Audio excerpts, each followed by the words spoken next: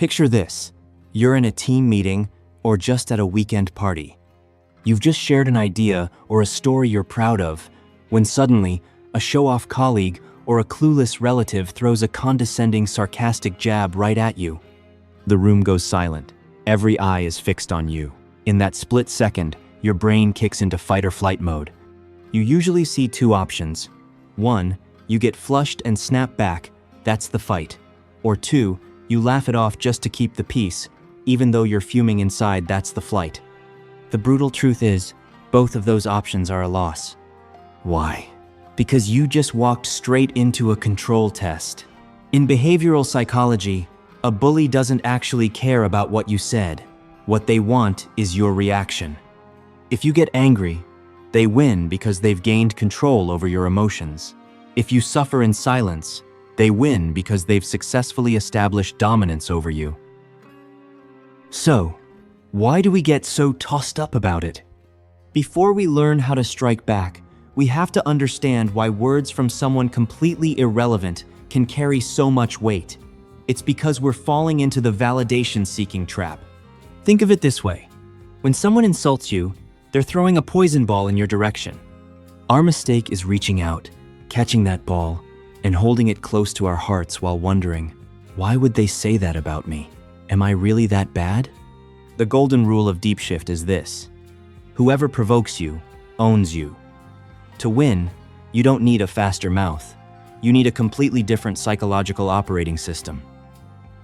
Instead of using brute force to clash, we're going to use the opponent's own momentum to let them trip over themselves. Here are the 3 levels of combat readiness.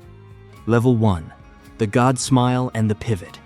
This is your most basic defensive weapon. When someone throws a condescending jab, instead of explaining, because to explain is to confess guilt, simply use a faint smile. Not a sarcastic smirk, but the kind of smile you'd give a toddler who just did something silly. The script. Your idea sounds like it came from a grade schooler. The response. Look them dead in the eye, hold that slight smile for 2 seconds, let the silence make them uncomfortable, then turn to the person next to you. Anyway, Mike, what's the status on next week's project? This pivot sends a devastating message. Your words are so worthless, I won't even waste a second processing them. Level 2. Setting surgical boundaries. There's a saying in America, you teach people how to treat you. If the disrespect persists, you need to use a surgical scalpel, precise and emotionless. Never do this in front of a crowd, or it turns into a shouting match. Meet them privately.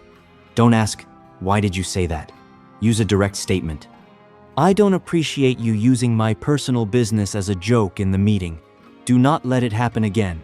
Short, clear, and absolutely zero emotional adjectives. When you strip the emotion out of your voice, you become terrifying because they can no longer get a grip on you. Level 3, the power of absence. In economics, scarcity creates value. The same applies to social circles.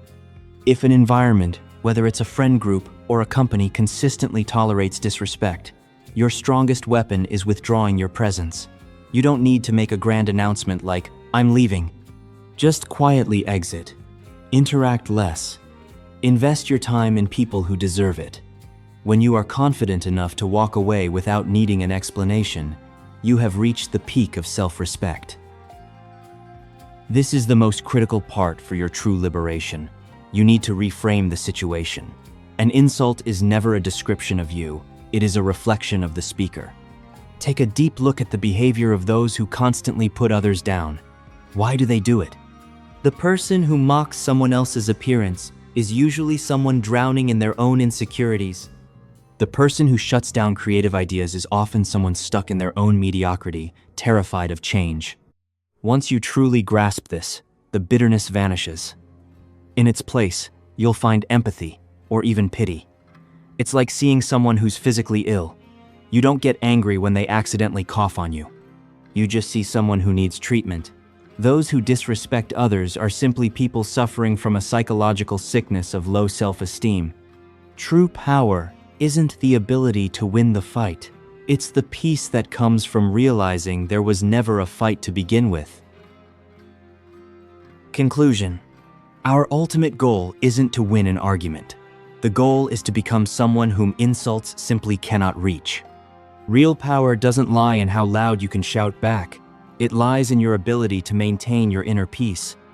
When you no longer feel the need to prove yourself right to people who don't matter, you've won the battle before it even began. So, the next time someone tries to bait you into their drama, take a breath, realize it's just their own insecurity speaking, and make the ultimate power move.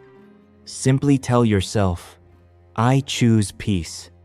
If you're making that choice today, type those 3 words in the comments below. Let's start the shift. Don't forget to hit like if this video brought you value, and subscribe to DeepShift so you don't miss our next psychological deep dives. See you in the next one.